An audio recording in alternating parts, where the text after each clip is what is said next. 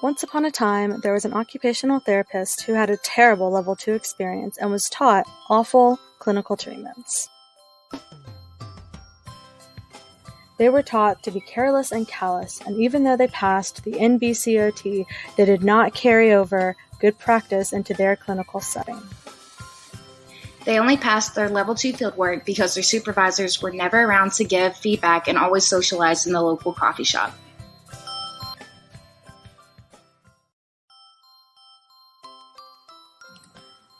Now that they had become an official OT, they decided to take on their own level 2 student.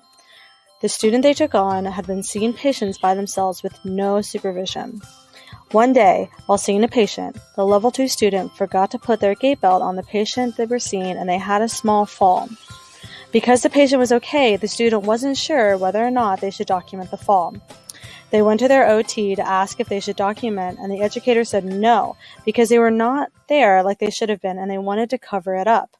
Coincidentally, the director of rehabilitation was standing nearby and overheard the entire conversation. "No," he exclaimed. The director immediately pulled everyone who gave bad advice to the student, including the student, into a conference room. They pulled up their go-to PowerPoint for people who needed a refresher in clinical ethics and began to speak.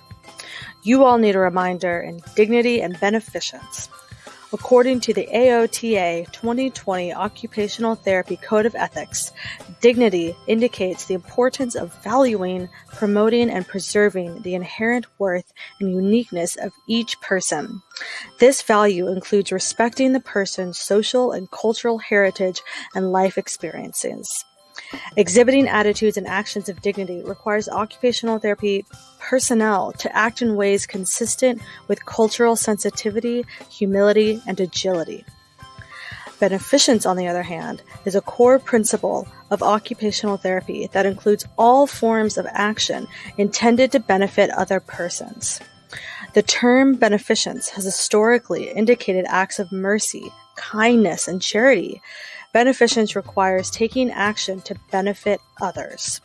In other words, to promote good, to prevent harm, and to remove harm. We will be having a refresher course very soon for supervisors and trainers to renew their knowledge on professional competence. Everyone here needs to do better and think about the patient first. Everyone was so inspired by the director's presentation that they started cheering and clapping. They did want to be the best clinicians possible and provide the best care to their patients. Afterwards, everyone went to the refresher course on the Code of Ethics. Moving forward, the level 2 student was supervised and taught proper clinical knowledge. He spent the rest of his time applying dignity and beneficence along with all the other core values into his practice. He got to learn much more with supervision from his OT since they had taken a course on how to be a great supervisor for students. The student passed his level 2s with applicable knowledge to excel in the healthcare field. Due to the changes he implemented in his practice, the clinic expanded and started offering courses in professional competence, education, supervision, and training for their clinicians. The course was led by the director and discussed that occupational therapy personnel must maintain credentials, degrees, licenses, and other certifications to demonstrate their commitment to develop and maintain competent, evidence-based practice. According to the AOTA 2020 Occupational Therapy Code of Ethics, you must take steps, for example, professional development, research, supervision, and training to ensure proficiency, use careful judgment, and weigh the potential for harm when generally recognized standards do not exist in emerging technology or areas of practice. You must maintain competence by ongoing participation in professional development relevant to one's practice area. You need to take action to resolve incompetent, disruptive, unethical, illegal, or impaired practice in self or others. You need to ensure that you are up to date with their credentials, qualifications, experience, competencies, and scope of practice with respect to service delivery, supervision, fieldwork education, and research. providing appropriate supervision in accordance with ALTA's official documents and relevant laws, regulations, policies, procedures, standards, and guidelines will ensure the safety and proper education of Level 2 students.